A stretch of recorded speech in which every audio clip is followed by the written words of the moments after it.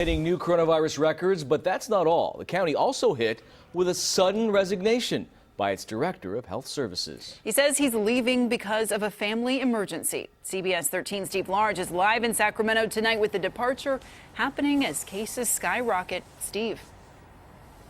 Yeah, and this next month, we're expected to see cases increase, not only cases, but hospitalizations and deaths, worse than we've seen up to this point this year. Dr. Beilenson says he's not leaving because of the pressure of the job. He's leaving because of his duty to his family.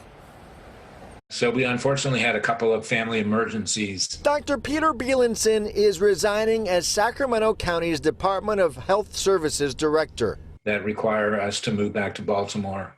So we're going to be doing that in the next couple, 2.5 weeks. The announcement coming as Sacramento hits a new high of 363 COVID patients in its hospitals, up nearly 100 cases from just a week ago and nearly 300 cases from a month ago.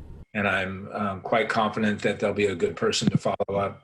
Dr. Beilenson developed a reputation for accessibility and active participation in educating COVID precaution guidelines, not only on Zoom calls, in some cases hitting Sacramento city streets to speak to businesses.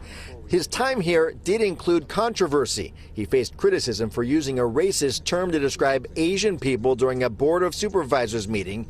He apologized. In my 30-year career in public health, I've never had an issue like this before. And I very much apologize for that, and will certainly use Asian Pacific Islander in the future. Now leaving for a family emergency. Sacramento Supervisor Phil Cernas says this next month will be critical in the county's COVID fight. I'm fearful that the spike that we see now is just the tip of the iceberg. Facing the biggest coronavirus surge in Sacramento yet, without the familiar face of Dr. Beilenson. Hopefully be in an advisory capacity for a couple months.